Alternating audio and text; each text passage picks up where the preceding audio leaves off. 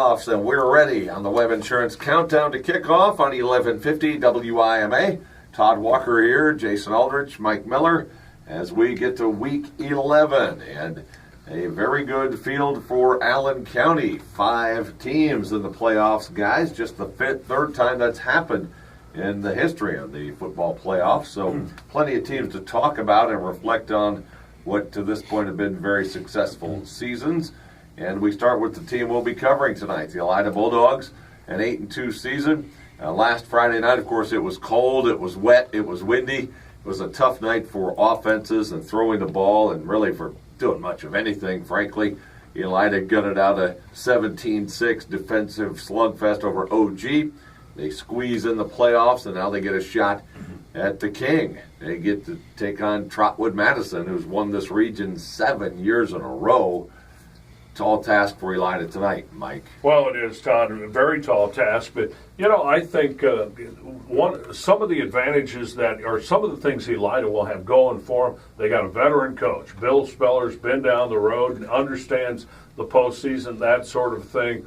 And Elida, I like their offense. It's a very diversified offense. They can throw and have some guys who can run the ball. Cole Harmon, certainly Isaac McAdams can run the ball. Daniel Unruh is very good on little slants and little short patterns, that sort of thing. To me, the biggest key, or one of the big keys for Elida, is going to be to possess the ball. Just take your time, milk out these drives, try to shorten the game, keep it out of the explosive Trotwood Madison offense with the great running back and the veteran quarterback. That's really their best hope, shorten the game. St. Mary's did it. You may recall last year in a big regional game with Trotwood Madison, they wired out with Trotwood. And what does St. Mary's do well? They control the ball. Yeah, Elida throws the ball from a spread attack, but they also run it. So it's not unheard of that they could hold on to the ball for long stretches of time with the short passing game and their Q run and also running with Daniel Unruh. But it's a tough task. This is a Trotwood Madison team that is in this every year, and this appears to be maybe their best team yet, with a lot of superstars who are in a second and third year as a superstar. Ravion Hargrove, their standout running back, comes to mind most prominently. So this is a 10-0 team. They're number 1 in the state in the poll, and they're still hungry because they lost in the championship game last year. So a very tough task for Elida tonight, but we'll be there to bring it to you anyway, and we'll have it with the kickoff at 7:30 tonight as we get ready for Elida and Trotwood Madison. Other big story from Allen County in specific, the Perry Commodores are in for the first time ever, and they get another shot at Lehman Catholic. And for Perry, the first time around, it was a classic woulda, coulda, shoulda game with Lehman 2 weeks ago. They rolled up yardage, but every time they got in the red zone in the first half, 4 times, only once did they actually get in for a touchdown. So then later, when Lehman put a couple scores up, this game's over. Right. So the way Perry's looking at it is, hey, we moved the ball last time. We can do it again. We got to find a way to get it in the end zone. Then in the fourth quarter, it's a close game instead of a 3-score, 4-score game.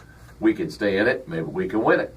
What do you think also, Jason, Todd, of the fact that, when these league teams match up in the first round and they've played each other previously, I think it's more of an advantage to the team that lost that first game. Yeah. Like you sort of just set up there, Todd. The Commodores sort of know what they're facing, what they're going to have to do to be successful. Doesn't mean they're gonna.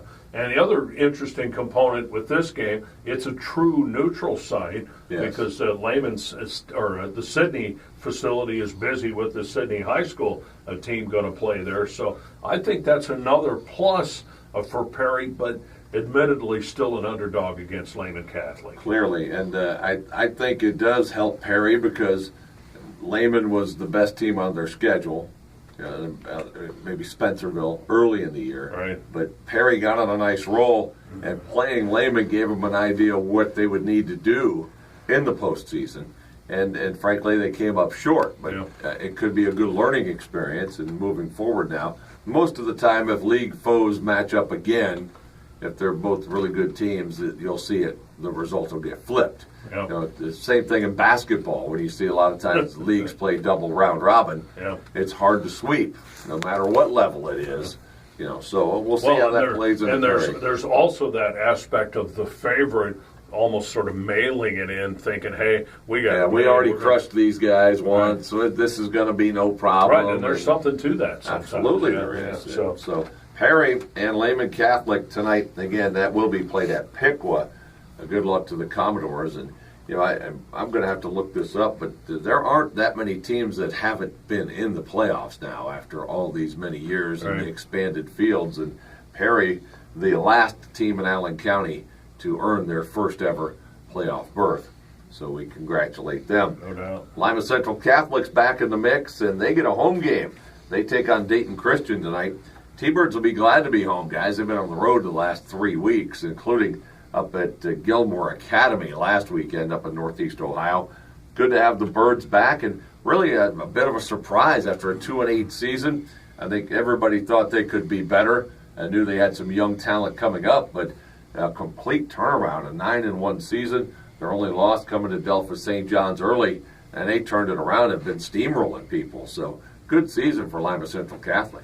Yeah, they go into it with an 8-game winning streak tonight, Todd. And as I've said, and I talked about LCC whenever we get the chance to cover them or talk about them, is that it's awful tough in the situation they're in and being an independent, not being in a conference or a league. And, they did what they had to do, winning 9 of their 10 to get those points and get in the playoffs. Yeah, beating a couple of out-of-state teams and teams from far-flung areas, but in a way, I guess we feel like we don't really know LCC as well as some other teams, even though most of those teams they beat have at least quality resumes, a good record, this kind of thing. The teams from Indiana, the one team in particular, Woodland has a very impressive resume. So the T-Birds have really built it with a big play offense. They've got some big playability, and this Dayton Christian team, the book on them, from people that follow football in Dayton, is that they're kind of a paper tiger at 9-1. They play a really weak schedule. They got a good athlete at quarterback, but he might be most of the offensive weaponry, is what I understand. The conventional wisdom is that T-Birds roll tonight. We'll wait and see, of course, but T-Birds, after a 2-year absence, are back in the postseason, and good to have them back. And they will host tonight at Spartan Stadium, and that's in Region 24. Which we've all been talking about all year, D6 Region 24, because Coldwater dropped back down to D6, and they're in that region along with Marion Local and Lima Central Catholic and Spencerville. Bearcats are home tonight for Mechanicsburg, and Mechanicsburg has eliminated Coach Chris Summers from the postseason the last 2 years when he was at Jefferson. Now he's at Spencerville, and here's Mechanicsburg again. So familiarity breeds contempt, right? In this case. Yeah, just some superficially, Mechanicsburg, they've been down this route. I think they're going to be a very challenging opponent for Spencerville. They have a stingy defense and a high-scoring offense.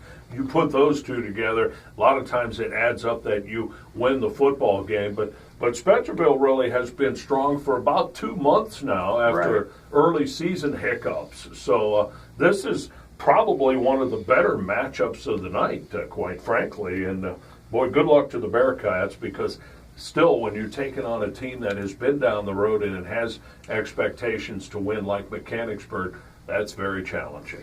And the Bearcats are the 3 seed. Marion Local is the 2 seed. I think that surprises a lot of people. LCC is actually the number 1 seed by playoff points. It's Marion Local's region. Correct. Until somebody can prove it differently. That's correct. They will host Fort Recovery tonight at Wapakoneta.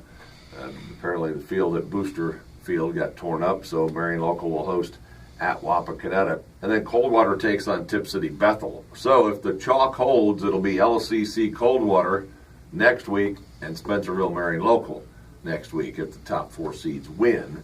So we'll talk about that next week. But, this is a region that we've all looked forward to all season long. So the 5th team from Allen County in the postseason is Delphos St. John's. The Jays with a huge win over Coldwater in Week 10. That propels them to a 6-win season. And the 3 seed in Region 28, they host Riverside tonight. And frankly, I think the way the Jays are playing now, I favor them to come out of Region 28, even though they're a 6-win team. You know, Crestview is the number 1 seed, but the Jays are playing well.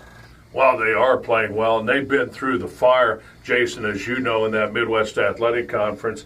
I have real questions about their opposition tonight, Riverside, with the caliber of competition that they've played. And just, again, statistics don't lie. They're surrendering almost 20 points a game. That's too much as an average against a powerful running team like Delphus St. John's at home. I think the Blue Jays might be one of the bigger favorites in the area, despite their 6-4 record. The 4 losses sort of belie who they are. It's more of an indication how difficult their schedule is. To me, they might be one of, if not the biggest favorite in the area tonight at home. Would be them. Forget Trotwood Madison, because that's not really in the area. So high hopes for the blue and gold tonight at Stadium Park. Yeah, I think you're right. Riverside's probably going to be a little overmatched. The Jays, I think that win over Coldwater is going to be a huge confidence boost. And in Division 7, again, you know, that's why it was always, if Marion Local was down in D7 or any MAC school in D7, they always seem to win it, whether it's Minster or Fort Recovery or whoever it is. St. John's has won it in D7. And so you got to look out for the Jays. Now, as we widen the scope a little bit, WBL champ St. Mary's home tonight for Highland. And the Rough Riders defeated Wapakoneta 10-0 last week to wrap up a 9-0 WBL campaign. Interesting note, they had not run the table in the league since 1993, believe it or not. Even though they had won league titles in the interim, they never went 9-0 in almost 25 years. So now they play Highland, a team that's very similar to them style-wise. I really like the Rough Riders, the way they've built up all season. Their defense is very good. I think they could make some noise in Division 4. Yeah, I think it might be one of Doug Fry's better coaching jobs, simply because the cupboard was sort of bare. They lost a ton. Yeah, they lost a ton of guys from a really nice team last year. And granted, the Western Buckeye League wasn't as good as it has been over the years. A relatively weak WBL, but no reason to apologize running the table. They beat Wapakoneta last week on a rock'em sock'em game, and I was pretty impressed with. Question for you, Jason Aldridge. Your native area is just a little bit east of Lima. Where the heck is Marengo Highland, St. Mary's opponent tonight? Any idea? Well, just by looking it up, like I just did, they're in the Knox-Morrow Conference, which honestly I had never heard of. Okay. Yeah, Knox and Morrow County. Morrow County's like Mount Gilead, that area, right? Yeah, so Doug Fry was familiar with it from his days when he was at Winford, I believe. So it's sort of Mansfield-esque. Yes. Whoever they are, they're probably going to get sent home by the Rough Riders. Oh, yeah, because St. Mary's will control the ball. They'll score. And the Rough Rider defense is, you're right, Todd. I think it's championship level. Yes, don't underrate them at all. They went toe-to-toe and were really physical with Wapakoneta last weekend. I was impressed with St. Mary's. I would say their downfall at the end of the day is their passing game is really pretty raw. It's never been a part of a Doug Fry team, but it's hardly existent. To me, that could be their Achilles heel down the road. So. Also in Division 6, Ada at Liberty Benton, and really the Eagles are a team that's going to have to be dealt with in Division 6. Perhaps a worthy competitor for maybe a Marion local who comes out of their region, but LB has 6 shutouts this year, including last week when they blanked Macomb 26-0. So Liberty Benton appears to be really peaking. Ada got in as an 8 seed. They've been a bit of an underachiever at 7-3. We'll see how that goes tonight. Also, the BVC has Macomb in. They're hosting Lipsick tonight. Pandora Gilboa is hosting Mohawk.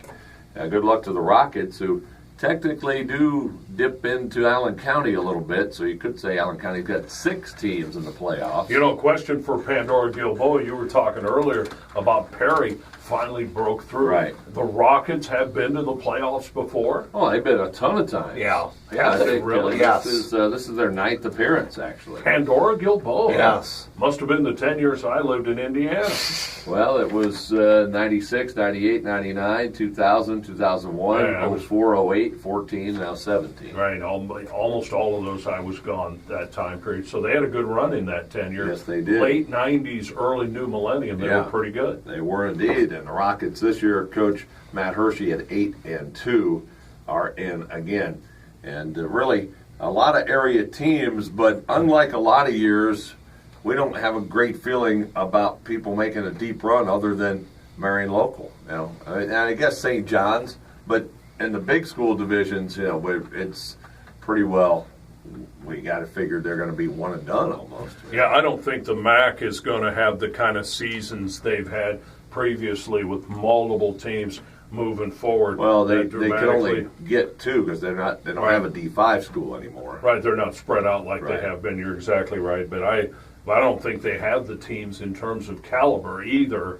I'm with you. I think Marion local might be the best hope for this area to go very far, wind up at Tom Benson Stadium. That's right. We'll see how it all plays out. It begins tonight, the high school football playoffs. Our game is Elida and Trotwood Madison. We'll take a look at some of these games a little closer coming up. Also, we'll hear from Jason Kaiser with your hometown stations. The Web Insurance Countdown to Kickoff continues on 1150 WIMA.